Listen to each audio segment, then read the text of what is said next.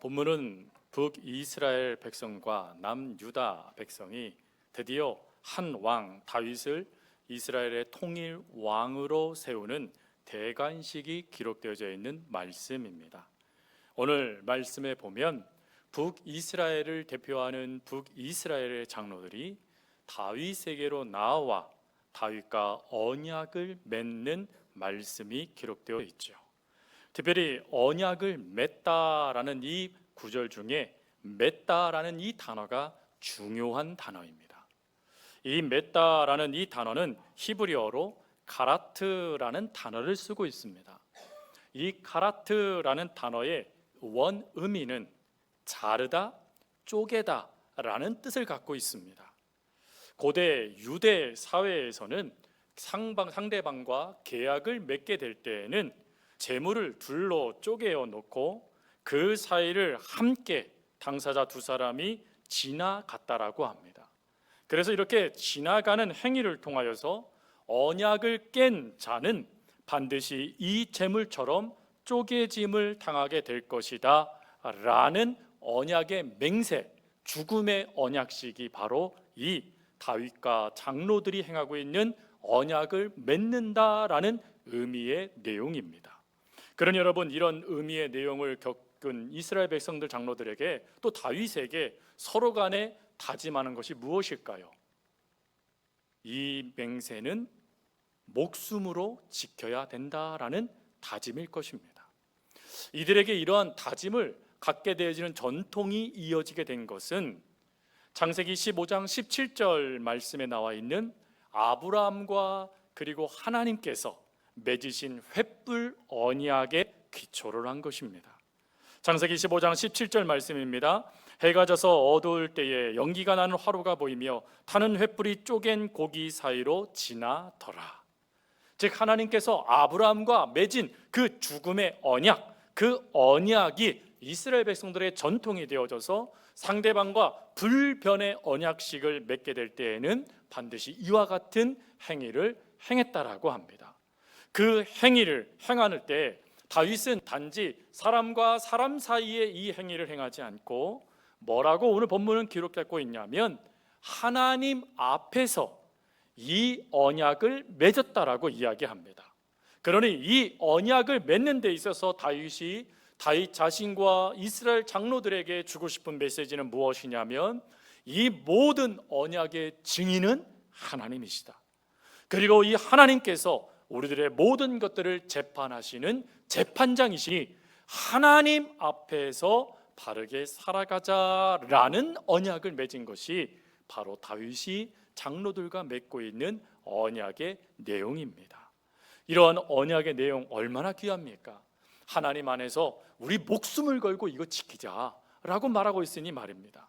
그러나 오늘 본문 말씀을 보면 오늘 본문 말씀은 이러한 언약을 맺는 행위도 참 중요하지만 이보다 더 중요한 것이 있다라고 말씀을 합니다.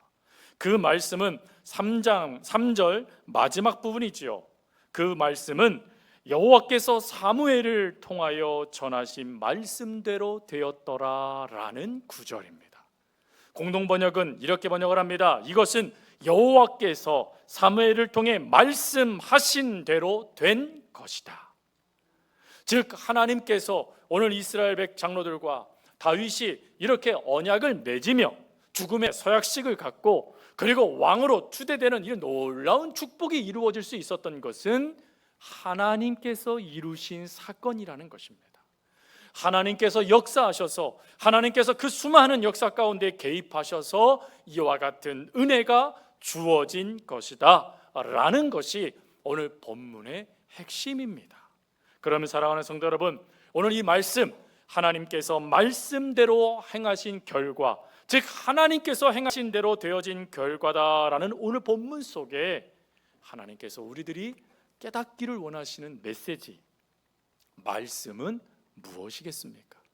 즉 단지 하나님께서 하셨네, 알을 하나님께서 원하시는 것은 아니다라는 것입니다.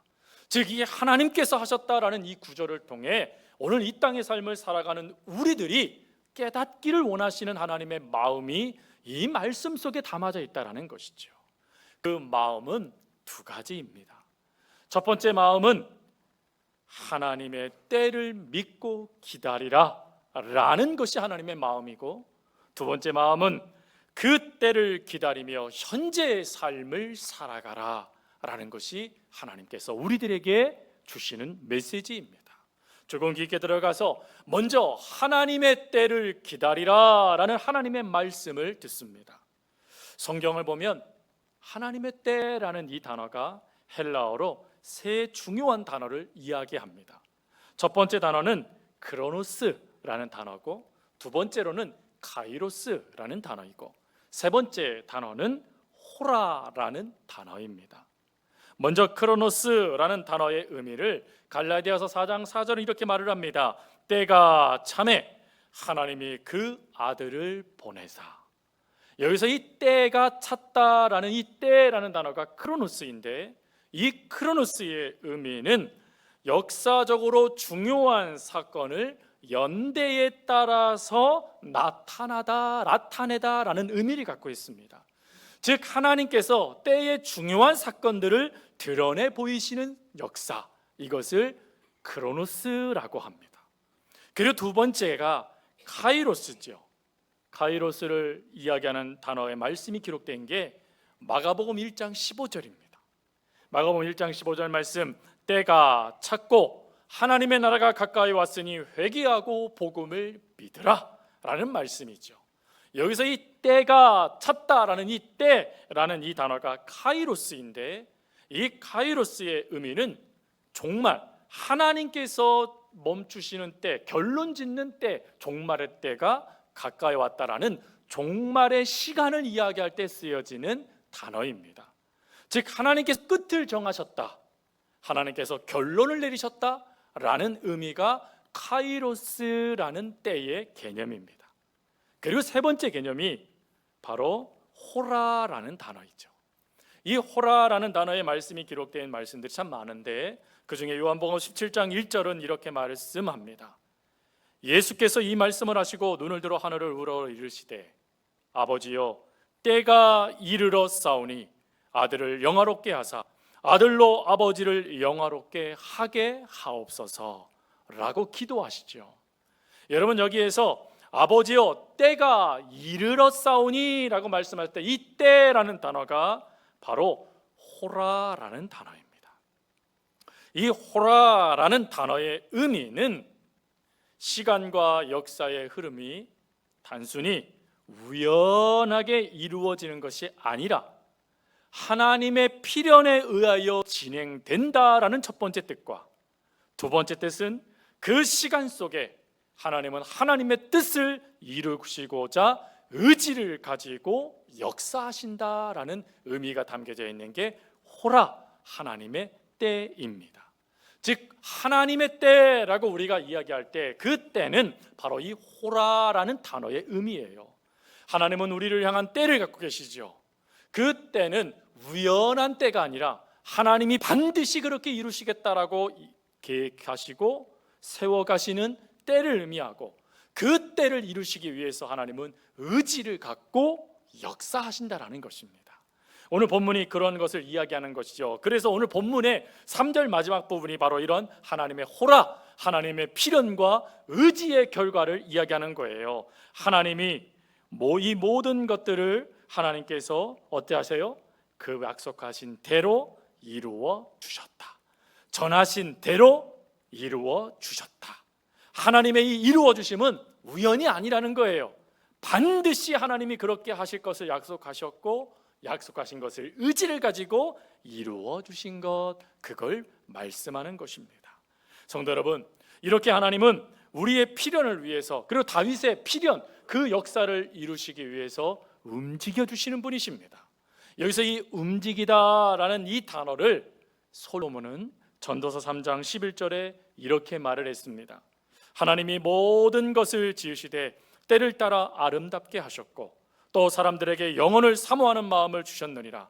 그러나 하나님이 하시는 일의 시종을 사람으로 측량할 수 없게 하셨도다. 여러분, 하나님께서 의지를 가지시고 필연적으로 그 모든 것들을 움직이신답니다. 근데 그 움직이는 걸 우리가 안답니까? 모른답니까? 모른답니다, 여러분. 왜요? 크신 거거든요. 하나님의 그 역사가 우리의 생각으로는 도무지 증명할 수 없을 정도로 크시다는 거예요. 그 크심의 역사를 이루시기 위해서 하나님이 뭐 하신대요? 오늘 말씀을 보니까 움직이신답니다. 여러분, 여기 움직이신다라는 이것을 드러내기 위해서 솔로몬은 어떤 단어를 썼냐면 짓다라는 단어를 썼어요. 즉 전도서 3장 11절 하나님이 모든 것을 지으시되라고 되어져 있잖아요. 이 지으시다, 짓다라는 단어를 쓰면서 지으신 결과가 이렇게 되어진 것이다라고 이야기하는 것입니다. 그럼 이 짓다가 뭐죠? 이 짓다라는 단어의 히브리어는 아싸라는 단어입니다. 여러분 벌써 웃으시는 분이 계세요. 아싸, 여러분 이거잖아요, 이거. 여러분 그 의미예요, 그 의미. 이 아싸라는 이 단어의 의미는 하나님이 만들어 가신다, 성취하신다, 행해 주신다라는 뜻이에요. 아싸, 내 이거 받았다. 아싸, 좋다. 왜 좋아요? 하나님이 이루어 주시거든요. 하나님이 성취해 주시거든요. 그걸 말씀하시는 거예요. 즉 하나님은 다윗의 인생과 우리의 인생에 하나님의 역사를 이루시기 위해서 의지를 가지고 아싸 성취하여 주시는 분이시라는 거예요. 그 성취하심의 역사를 다윗은 믿었습니다. 그리고 실제로 그 믿음의 하나님은 다윗의 삶 속에 그 성취하심을 보여주세요. 그 보여주심이 무엇이지요? 숱한 문제와 어려움, 죽음의 위기 가운데서 다윗을 건지셔 주시는 거예요. 건져 주시는데 생명만 건져 주신 것이 아니라 하나님은 그때마다 그의 곁에 사람 그리고 재산을 넓혀 주십니다. 영향력도 확대해 주세요. 즉 위기인데 그 위기가 아니라 위기가 복이 되도록 만들어 주셨다는 것입니다. 그리고 거기서 끝나지 않고 여러분 그가 지금 이 이스라엘 땅으로 들어오게 되어졌을 때 안타깝게도 이스라엘 땅 12개 지파의 모든 지파들이 다윗을 환영한 게 아니었습니다. 그를 환영한 지파는 두 지파, 남유다와 베냐민 지파뿐이었어요. 그래서 다윗은 어쩔 수 없이 헤브론이라는 곳으로 갈 수밖에 없었습니다. 그때 10개 지파는 사울의 가문의 아들이 왕이 되어져서 2년을 다스리다가 살해를 당하고 혼란을 겪고 있었습니다. 즉 그러한 혼란 속에 끊임없이 그 아픔, 그 역사를 누구에게 돌렸냐면 다윗에게로 돌렸다라는 거예요. 다윗만 아니었으면 우리나라가 다시금 사울 왕국이 될 수 있었을 텐데 그들이 그렇게 생각하고 있었다라는 거예요. 근데 그러한 생각, 그러한 마음을 하나님께서 만지시기 시작하십니다.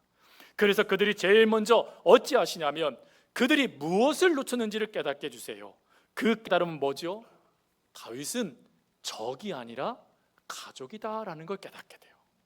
즉 다윗은 원수가 아니라 우리와 함께 한 핏줄, 혈족, 동족, 가족이라는 것을 하나님이 깨닫게 하십니다. 그리고 그 깨달음 속에 그들의 마음을 변화시키고 그리고 마음을 변화시킨 다음에 그들을 다윗 곁으로 이끌어 주세요. 그 다윗 곁으로 이끌어준 그 이끌림의 장소가 어디입니까? 헤브론이죠. 여러분의 이 헤브론이라는 이 지명의 이름의 뜻은 우에됨의 장소, 하나됨의 장소라는 의미입니다. 즉 하나님께서는 단지 환경, 분위기만 바꾸어 주시기 위해서 움직이신 것이 아니라 그들이 있는 그 땅, 화해의 장소, 하나됨의 장소조차도 완벽하게 준비하셔서 그들이 지금 하나님의 의도대로 움직이고 하나님의 역사가 이루어지는 곳에 그들이 있다라는 것을 깨닫게 해주셨다라는 것입니다. 여러분 이러한 깨달음 다윗은 끊임없이 경험하고 수 있었던 것이었어요. 물론 다윗은 하나님의 그 놀라운 약속을 듣고 그가 기름 부음 받은 순간 하나님의 놀라운 역사대로 왕위로 바로 올라간 것은 아니었습니다. 우리가 잘 알고 있는 대로 거의 20여 년 동안 그는 참 숱한 고난과 어려움을 겪었습니다. 즉 기름 부음을 받았고 하나님의 말씀을 믿었고 그 말씀대로 살았지만 삶 속에 주어진 것은 어려움이었다라는 것이에요. 그 어려움을 그는 시편 23편에 세 가지로 이야기합니다. 첫 번째로는 내 영혼을 소생시키시고 라고 이야기해요. 영혼을 소생시켜달라고 기도했으니 지금 그 영혼이 어떻게 됐다는 거죠? 바닥을 치다 못해 지금 지하 아예 깊숙한 곳까지 떨어지는 인생이 됐다는 걸 말하는 거예요. 또 두 번째로는 내가 사망의 음침한 골짜기를 지날지라도 라고 고백합니다. 무슨 말이죠? 죽음과 가까운 것이 내 삶이었다라는 것입니다. 오늘 죽을지 내일 죽을지 알지 못하는 그런 죽음의 공포가 늘 그 삶에 가득했다라는 거예요. 또 그 다음에 원수의 목전에서 내 이웃조차도 믿지 못하는 상태, 그들도 언제든지 내 등에 비수를 꽂을 수 있는 그러한 역사들이 자기 주변에 너무 많으니까 다윗의 인생은 하나같이요 고통이고 괴로움이었던 거예요. 근데 그런 속에서 그가 기다릴 수 있었다? 어찌 보면 그것은 사치처럼 여겨질 수 있어요. 기다리지 말고 차라리 내가 나서든지 아니면 도망치든지 그것이 더 쉬울 수 있을 것 같습니다. 그러나 다윗은 그러지 않아요. 다윗은 오히려 그러할 때일수록 그는 내가 무엇인가 하려고 하는 삶을 중단시켜 버립니다. 그리고 하나님이 하실 것이 무엇인지, 하나님께서 원하시는 것이 무엇인지 그것에 집중을 해요. 심지어요, 여러분, 다윗이 이스라엘 땅으로 들어오게 됐을 때 상황이요 너무 좋았습니다. 물론 아까 다 10개 지파가 반대했다고 하지만 이 당시의 상황이요, 사울 왕과 그의 아들들이 다 죽은 다음이었어요. 즉 왕의 그 모든 혈통들이 거의 왕제감들도 다 죽임을 당하고 이제 왕으로 세울 수 있는 사람이 몇 명 남지 않은, 그를 따르는 측근들도 별로 남지 않은, 그래서 다윗이 마음만 먹으면 칼만 뽑으면 그 정도 세력 단번에 제해버리고 이스라엘을 차지할 수 있는 상황이 주어진 것이에요. 얼마나 큰 호기입니까? 피 많이 흘리지 않고 그 가문만 절단내고 추종자 몇 명만 죽이면 다른 사람들 아이고 무서워라 하고 다윗에게 다 돌아올 테니 말입니다. 그런데 다윗이요, 그러한 기회를 날려버려요. 놓쳐버려요. 아니, 그걸 기회로 여기지 않습니다. 오히려 그는 그럴 때 어떻게 하냐면 바로 헤브론이라는 유다 땅에 있는 한 성으로 들어가 버립니다. 자신이 무엇인가 하여 정치와 그 권력을, 정권을 그가 쟁취해야 하는 것을 선택한 것이 아니라 그 선택의 자리에서 벗어나 하나님이 원하시는 자리로 가더라는 거예요, 여러분. 그러면서 그는 뭐라고 후에 시편에서 고백을 하냐면 시편 62편 5절 말씀에 이렇게 얘기해요. 나의 영혼아 잠잠히 하나님만 바라라. 물은 나의 소망이 그로부터 나오는 도다. 그는 잊지 않아요.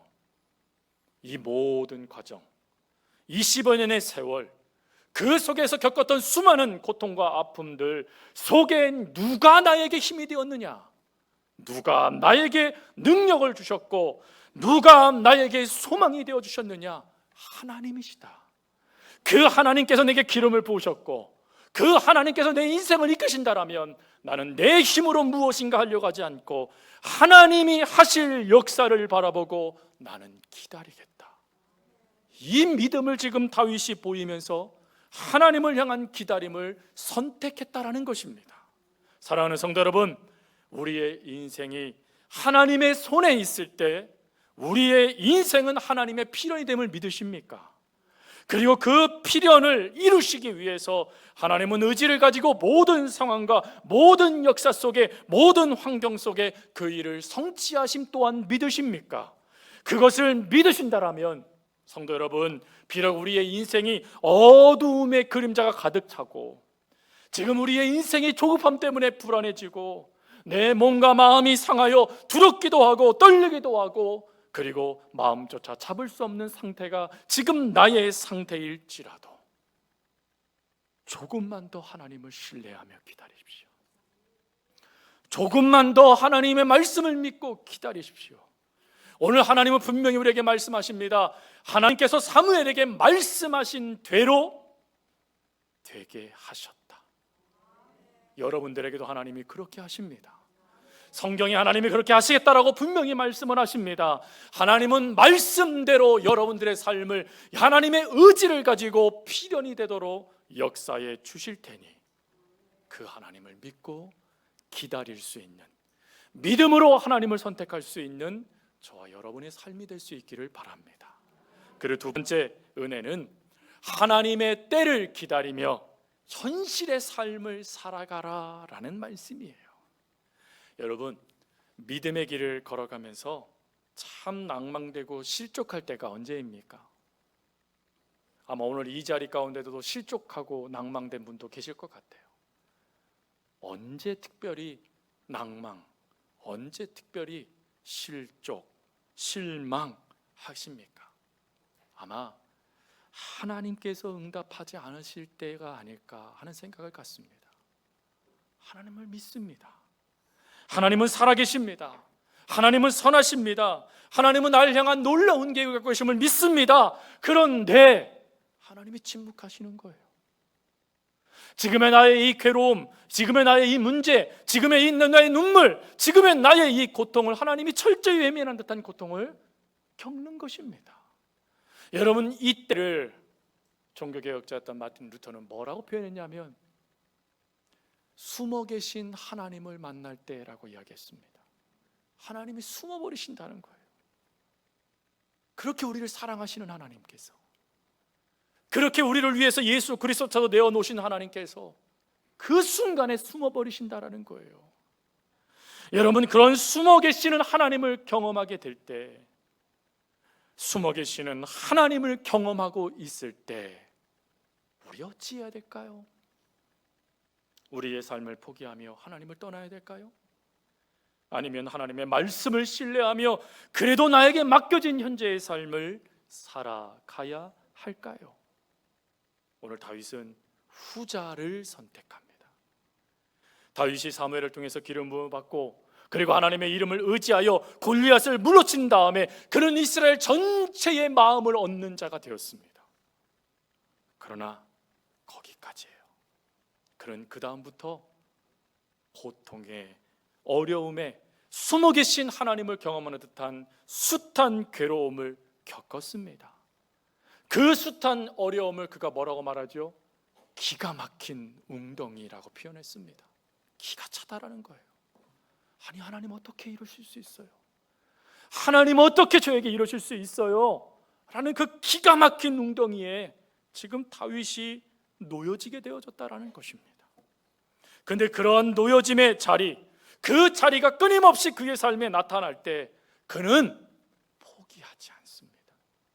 즉 그에게 주어진 현재의 삶을 포기하지 않고 에이 될 대로 돼, 이런 삶 인생 뭐 살아서 무엇해 라고 하지 않고 하나님, 오늘 나는 그래도 하나님을 의지하여 내 발을 내딛습니다 라고 하며 그가 하나님을 의지하는 믿음을 가지고 그 삶을 살아가더라는 것입니다. 여러분, 이렇게 하나님을 의지하며 그가 하나님을 위해 삶을 살겠다라고 하면서 그가 제일 먼저 한 선택은 무엇이었냐면 하나님께 머무는 선택을 합니다. 시편 63편 6절 7절 말씀, 내가 나의 침상에서 주를 기억하며 새벽에 주의 말씀을 작은 소리로 읊조릴 때에 하오리니 주는 나의 도움이 되셨습니다. 내가 주의 날개 그늘에서 즐겁게 부르리이다. 하나님, 작은 소리일지라도 읊조릴 수 있는 하나님의 품 안에 제가 거할 겁니다. 제가 신음소리를 내는 그곳은 세상이 아니라 하나님 품 안입니다 라고 고백하며 그 하나님 안에 거하는 삶을 선택을 합니다. 그리고 거기서 끝나지 않고 그는 지금 하나님 안에 내가 있다라는 이 믿음을 가지고요, 하나님 안에 살아가는 사람의 모습은 무엇인가를 보여줍니다.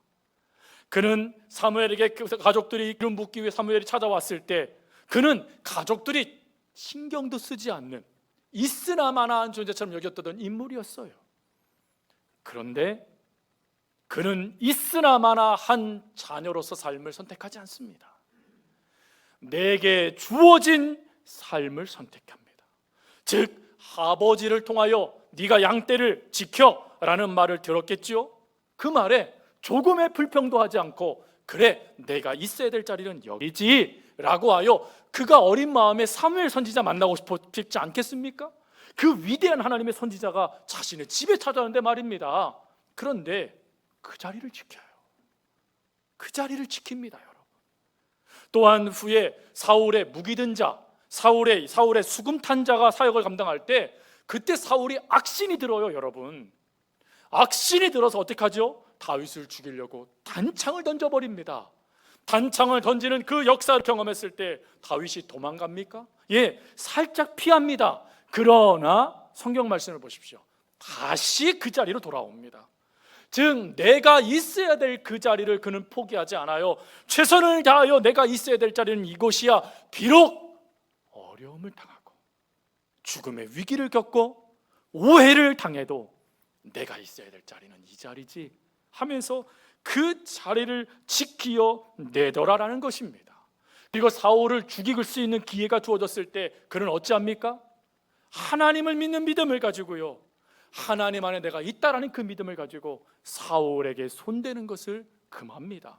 살짝 옷자락 빼고 수통 가까운 것 그것조차도 마음에 죄송한 마음을 품고 회개할 정도입니다.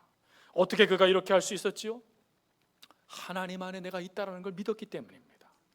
하나님의 뜻이 내 안에서 이루어지고 있다는 걸 믿었기 때문입니다. 그래서 그 믿음을 가지고 후에 그는 시편 108편 13절에 이렇게 선언을 해요. 우리가 하나님을 의지하고 용감히 행하리니 그는 우리의 대적들을 밟으실 자이심이니라. 그 어려움의 자리, 그 고난의 자리에서 다윗은 하나님께 이렇게 말을 합니다. 하나님, 저 하나님을 향한 이 믿음을 갖고 하나님께 내 믿음의 뿌리를 깊게 내리고 나 하나님을 의지하는 믿음을 가지고 살아가겠습니다.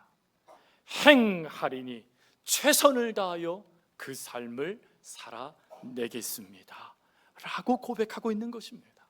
성도 여러분, 우리에게도 하나님은 이것을 원하세요. 하나님도 우리가 우리의 삶을 살아갈 때 지금 여러분들이 발을 내디고 있는 그 자리에서 최선을 다하는 삶을 살아가기를 하나님은 바라십니다. 그리고 그 삶을 살아갈 때 다윗처럼 놓치지 말아야 될 것이 있어요. 즉 하나님이 모든 문제를 풀어주는 자리에서도 다윗은 누구를 드러내냐면 하나님을 드러냅니다. 하나님이 하신 것입니다. 하나님이 하신 것이다. 여러분, 하나님이 하신 것입니다 라고 말할 수 있기 위하여 다윗이요, 그의 삶 속에 수많은 위기와 수많은 어려움과 고난과 괴로움과 문제들이 나타날 때마다 무엇을 했지요? 그는 기도하였습니다. 사무엘상 23절 2절 말씀, 여호와께 여쭈어 이르되, 내 마음대로 최선을 다하여 내 삶을 살아간 게 아니라는 거예요. 여러분, 하나님 안에 있기 때문에 내 삶이 하나님의 손 안에서 이루어지는 삶이라는 걸 믿기 때문에 하나님, 그렇다면 제가 최선을 다하여 삶을 살아갈 텐데 어떤 삶을 살기를 바라십니까? 어디로 가기를 원하십니까? 무엇을 행하기를 바라십니까? 물었다라는 것입니다. 또한 사무엘상 30장 8절 말씀에도 어떻게 되어 있죠? 여호와께 묻자와 이르되, 하나님께서 원하시는 것이 무엇입니까? 제가 그거 행하겠습니다. 이것을 이사야는 이렇게 말했죠. 말씀하옵소서, 주의 종이오니 주의 종이 그것을 이루겠습니다.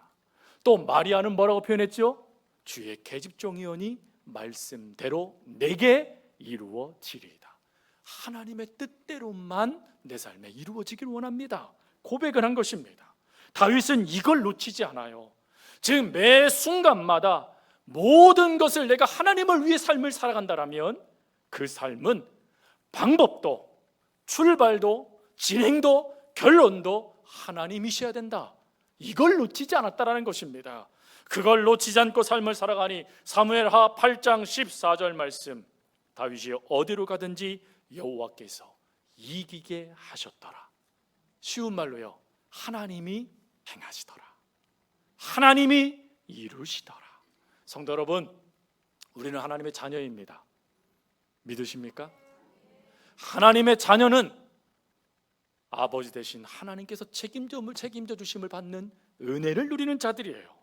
그 은혜를 누림에 있어서 우리가 해야 될 게 뭐라고요?